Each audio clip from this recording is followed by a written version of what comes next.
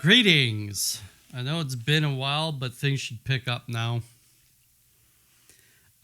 We are still between the wedding at Cana, which happened in December, and Passover, but we're now in March, so we're getting near Passover. This is right after the Feast of Purim. Wednesday, March the 8th, 30 A.D., Adar the 15th. After the banquet, Jesus and his disciples walked with the priests to the pleasure gardens and the beautifully adorned teaching places near Nazareth. They had with them 3 rolls of writing, and I saw again the book of Esther, out of which they read in turn. Crowds of youths and maidens followed them, but the latter listened to the discourse only at a distance. I saw also on that day men going around and taking up a tax. So I skip over Thursday, because it's all italicized, and I skip over Friday, and we enter a new subtext. Jesus at Lazarus' estate near Thirza and at his home in Bethany. Monday, March the 13th. Yeah, we skipped over Saturday and Sunday too. Oh no, yeah. So we're all the way to the 13th of March now. The priests of Nazareth could not comprehend where Jesus, in so short an absence, had come by so much knowledge. They could find nothing reprehensible in his teaching, though many were secretly envious of him. They escorted him part of the way when he left Nazareth with his disciples. Jesus, taking the road traveled by the Holy Family on the occasion of their flight into Egypt, arrived with his disciples at the little place not far from Legio, where the Holy Family had put up and where lived a set of despised people like slaves. Jesus bought some bread here, and as he divided it, it was multiplied in his hands. But the miracle created no excitement, since he did not tarry long and performed it, as it were, in passing. Proceeding on his journey, he was met by Lazarus, John Mark, and Obed, who had come for that purpose. With them, Jesus went on to Lazarus' villa near Genea, about 5 hours' distance. They arrived unnoticed and by night, and found all things ready for their reception. The villa was on a mountain towards Samaria, not far from Jacob's field. A very old Jew who went barefoot and girt was the steward, an office he had held even when Mary and Joseph stopped here on their journey to Bethlehem. It was at this same villa that Martha and Magdalene, in Jesus' last year when he was teaching in Samaria, showed him hospitality and implored him to come to their brother Lazarus, who was sick. Tuesday, March the 14th, Adar the 21st. Near that estate of Lazarus was the then small city of Thirza, situated in a lovely region about 7 hours' journey from Samaria. The morning sun to which Thirza was exposed rendered it extremely fruitful in grain, wine, and orchard fruits. The inhabitants were engaged chiefly in agriculture, the products of which they carried to a distance for sale. The city was once large and handsome and the residence of kings, but the palace had been consumed by fire and the city ruined by war. One king, Emmerich, had made that property of Lazarus his home until the building of Samaria, whither he then removed. The people of Thirza were in Jesus' time very pious and lived very retired in their little isolated city. I think there are some remains of it even in our own day. The inhabitants were very reserved in their dealings with the Samaritans. Jesus taught in the synagogue of Thirza, but performed no cures. Wednesday, March the 15th. On the Sabbath began the feast of the dedication of the Temple of Zerobabel. It was not so solemn as the dedication feast of the Maccabees, though in the houses, in the streets, out in the fields among the shepherds, and in the synagogue there were numbers of lights and fires. Thursday, March the 16th. Jesus spent the greater part of the day in the synagogue with all the disciples. His meals were taken at Lazarus's, but he ate sparingly. The greatest portion of the food was distributed to the poor in Thirza, of whom there were large numbers. Such distributions were constantly made during his stay. The city still possessed in ancient walls and towers some remains of its former greatness. It is probable that the house of Lazarus, which was now 15 minutes from the city, was formerly comprised within its limits, for the gardens were interspersed with all kinds of ruined walls and foundations.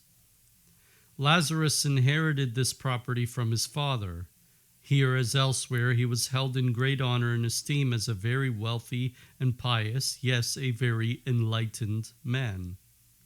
His deportment rendered him very distinguished from other men. He was remarkably grave and spoke very little, but that little with great mildness and to the point. When the feast was over, Jesus left Thirza with Lazarus and his disciples and proceeded on his journey to Judea. The direction was that taken by Mary and Joseph when going to Bethlehem, though the same road was not exactly the same, but it ran through the same region, through the mountains near Samaria.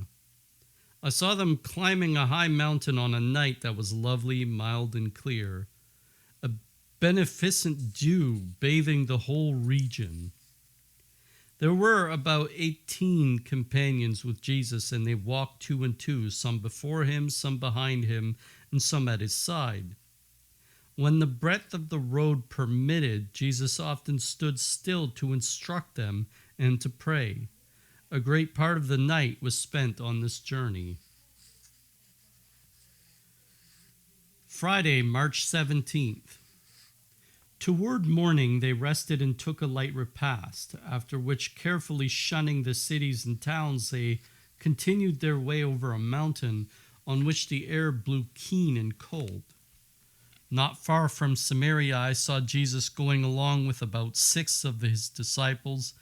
A young man from the city cast himself down on the road before him, saying, "Savior of humanity, thou who wilt free Judea and restore her to her former glory," etc. Thinking that Christ was about to found an earthly kingdom, he begged to be received into the number of his followers in the hope of being appointed to some post of distinction.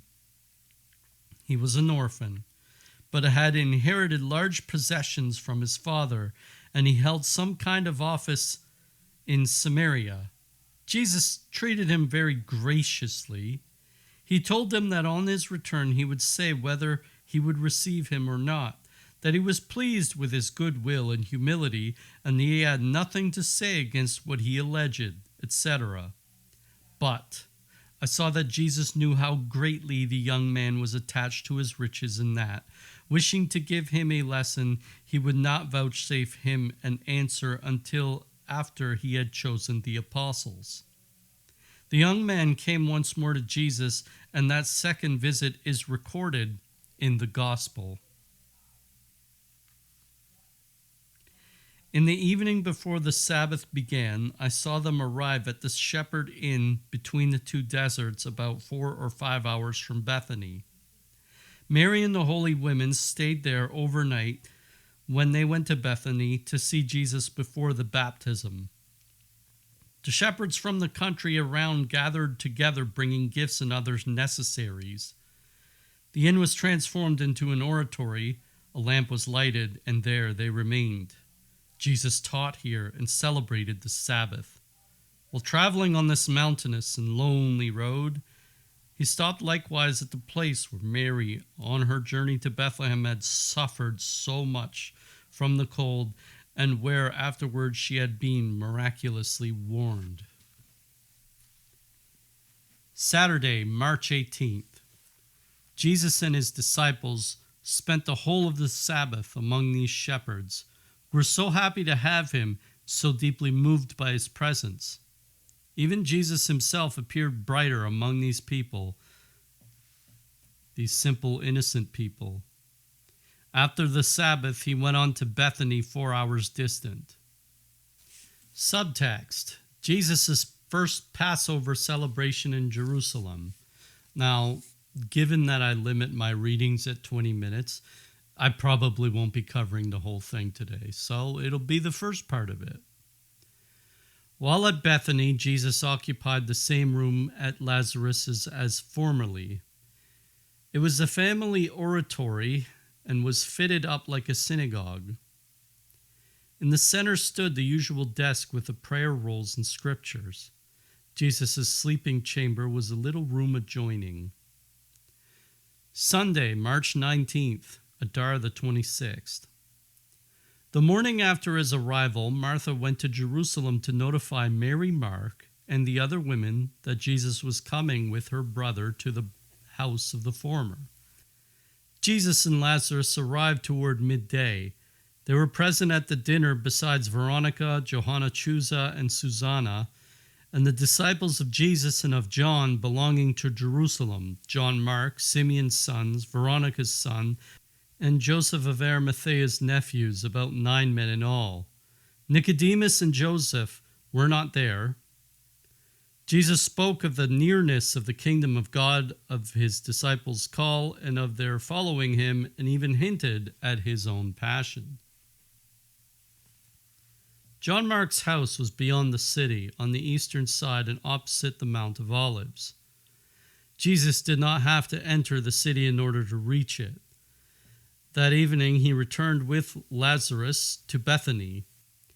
Here and there in Jerusalem it was noised about that the new prophet of Nazareth was in Bethany, and many rejoiced at the news, though there were others whom it displeased. In the gardens and on the road of the Mount of Olives there were loitering here and there people, among them some Pharisees, to see Jesus as he passed. They may have heard accidentally or found out in Bethany that he was to return to the city, but no one accosted him. Some hid timidly behind the hedges and peeped out after him. They said to one another, "There is the prophet of Nazareth, Joseph the carpenter's son." On account of the approaching feast, numbers were at work in the gardens and on the hedges. All was being arranged and ornamented, the paths cleared, the hedges clipped and tied up. From all sides, poor Jews and laboring people with asses laden with baggage were wending their way to Jerusalem. During the feast they labored by the day in the city and gardens. Simon, who later on was forced to help Jesus carry his cross, was one of these people. That's Simon of Cyrene, of course. Monday, March 20th, Adar the 27th. Now remember, the feast is Nisan the 14th, so we're still well over 2 weeks out. The next day, Jesus was again in Jerusalem. He was at a house near the temple, that of Obed, the son of Simeon, also at another opposite the temple, one in which old Simeon's family had once dwelt. There he partook of a repast that had been prepared and sent by Martha and the other women. The disciples belonging to Jerusalem, about 9 in number, and some other devout men were present, but not Nicodemus and Joseph of Arimathea. Jesus spoke very lovingly and earnestly of the near coming of the kingdom of God. He had not yet gone to the temple. He went fearlessly about the city, clad in a long white robe of woven materials such as prophets usually wore. Sometimes there was nothing remarkable in his appearance, and he passed along without attracting attention, but at other times he looked quite extraordinary, his countenance shining with his supernatural light. When in the evening he returned to Bethany, some of John's disciples came to him, among them Samaritan. They saluted him and told him on the part of John that very few now came to him for baptism, but that Herod still continued to harass him. That same evening, Nicodemus went to Bethany and heard at Lazarus's the instruction given by Jesus. Tuesday, March the 21st, Adar the 28th. On the following morning, Jesus went to Simon the Pharisees, an inn or public house in Bethany. He gave an entertainment at which Nicodemus, Lazarus, John's disciples, and the disciples from Jerusalem met. Martha also and the women of Jerusalem were present. Nicodemus scarcely said a word in Jesus' presence. He behaved with reserve and listened in astonishment to his words. But Joseph of Arimathea was more open-hearted and sometimes even put questions to Jesus.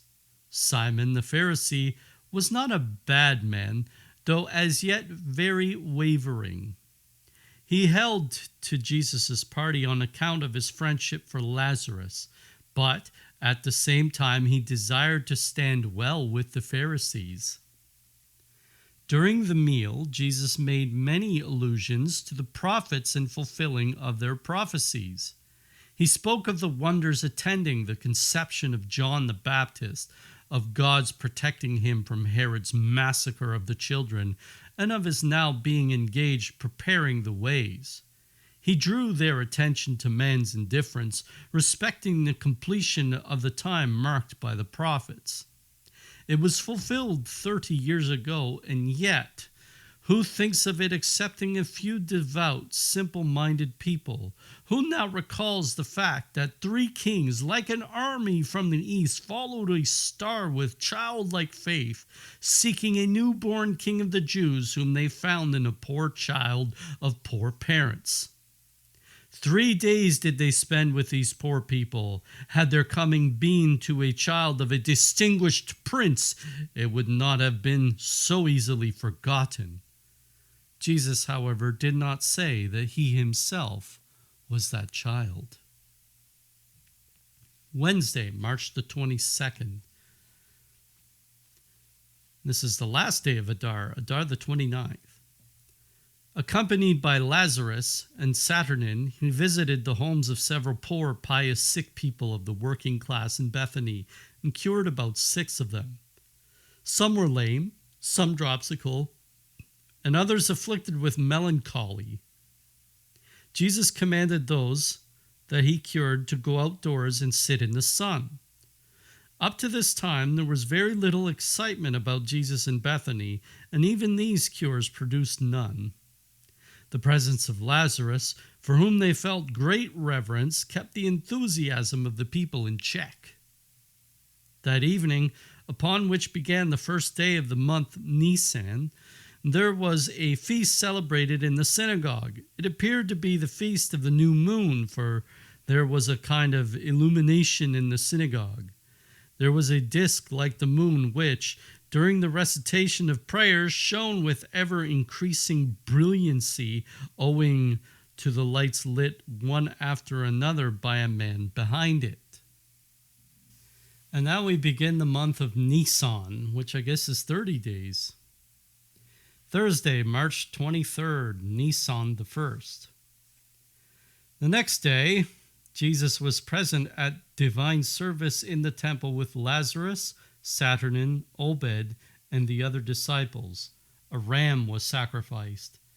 The appearance of Jesus in the temple produced a peculiar excitement among the Jews. The strangest part of it was that each concealed the impression made upon him. No one mentioned to his neighbor the wonderful effect of Jesus' presence upon him. This was a divine dispensation in order to allow the Savior to fulfill his mission. Had they imparted their thoughts to one another, it would have given rise to open anger. But as it was, hatred and rage struggled with gentler emotions in the hearts of many, while others felt within them an almost imperceptible desire to know Jesus better, and took steps to do so through the mediation of others. This was a fast day in memory of the death of Aaron's children. Friday, March the 24th.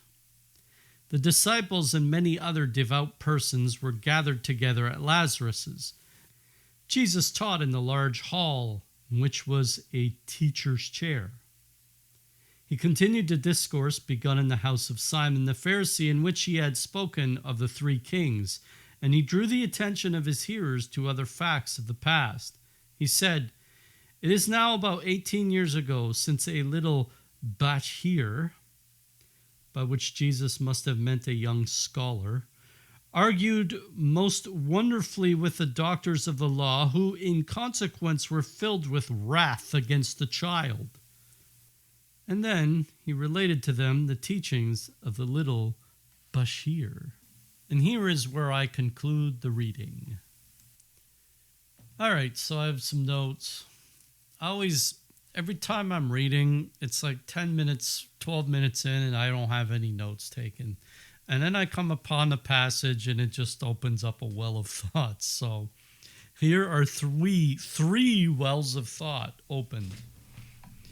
The first, Jesus encounters the rich man of Matthew 19 here, although it wasn't that encounter. It was an encounter beforehand. So I suppose this was the first of their two meetings. We see that those of a material understanding were usually hit with a trial in the place they were the weakest, which was they wouldn't let spirituality into their hearts. In our times, I have friends and family who have a similar terrestrial disposition, we might say, and I wish I could help them or talk to them more, but they're handicapped by the idea, even now, that Christianity is only for material benefit, that it's a cultural thing, that they have their religion and it's organizing their lives, but they don't understand. It's not a cultural thing. It is a spiritual world that lives beyond this one. This is why I love the movie Matrix. Matrix gives us this understanding that we might be entrapped in this world, the flesh, and there's this world above us we only have hints of knowledge about, called the spirit. And when we dream, we also have that kind of understanding. But then people think this is where it's all at, this world. They don't think above this world. They're trapped in the matrix, so to speak. So this lesson really hits the liberation theology crowd, and it hits the Jordan Peterson crowd. Men who are obsessed with this idea that Christianity has only a cultural benefit or a benefit in organizing people's lives. But they're bereft of any faith, and they look down upon men who have spiritual understanding as though they're these sort of wackos or lunatics who have no presence in the real world, that they're just coping, that they have and these people who look down upon people like me, people like many of you, they have a very Roman mindset. So Jesus didn't want these people numbered among his troop because they would be working in goals contradictory to his. And he even had that confrontation with Peter, who was saying, then it is our duty to stop you from going to Jerusalem. This is when Jesus said he would be put to death. But this is why Peter denied him 3 times in the first place. He still feared what the world could do to him, even after the lesson of Matthew 10. Do not fear those who can kill the flesh, fear those who can kill the soul in hell. Matthew 10:28. I paraphrased it though. It shows us that you can teach whatever you want, but the words have to enter into a person's heart. The apostles all had a material understanding, but they weren't completely doomed. There was hope in them, and Jesus felt that they were worth the patience. But with this rich man who had a completely terrestrial understanding, he was simply not worth the patience.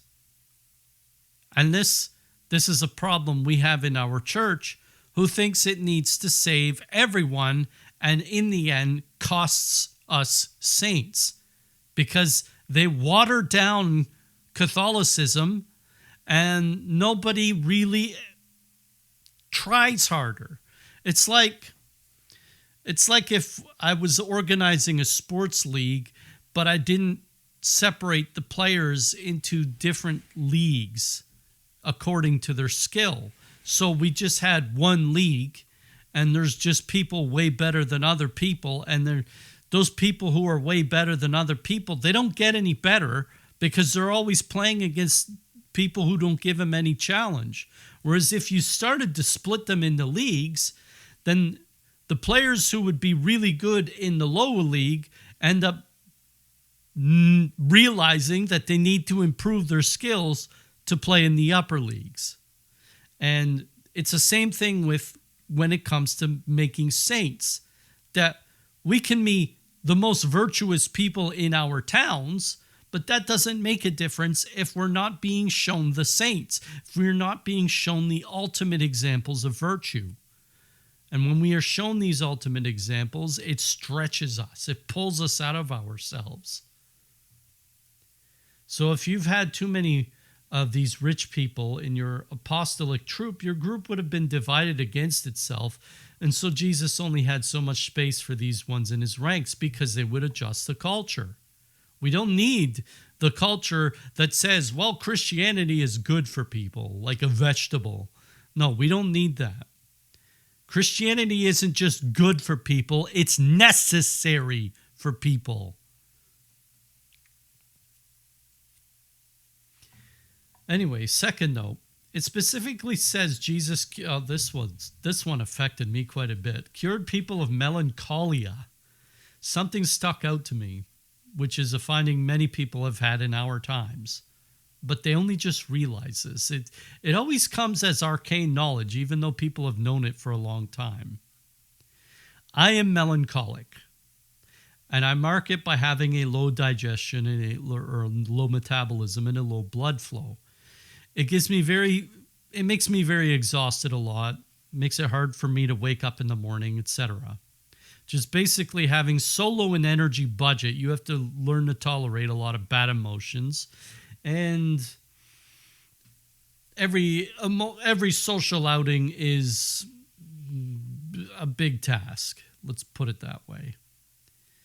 So you have to house those bad emotions for a bit before they leave you. And it comes to you like a depression, a wave of depressions. And if misunderstood, you will think that you are depressed, that you don't want to live anymore, that you get suicidal. Me, I was never suicidal. But people of my disposition would be suicidal. And so you're usually empathic because of this condition, because you're slow moving, so you feel, and you're always budgeting yourself. But you're empathic because you house a lot of different emotions, and you learn how those different emotions affect you. So you learn what it is to lose. You learn what it is to not have. You learn what it is to be ill, to not want to go anywhere. You learn what it is to have holes in your heart. You learn what it is to know that when you think about depressive things, you get depressed. You just learn to have a strong emotional intelligence.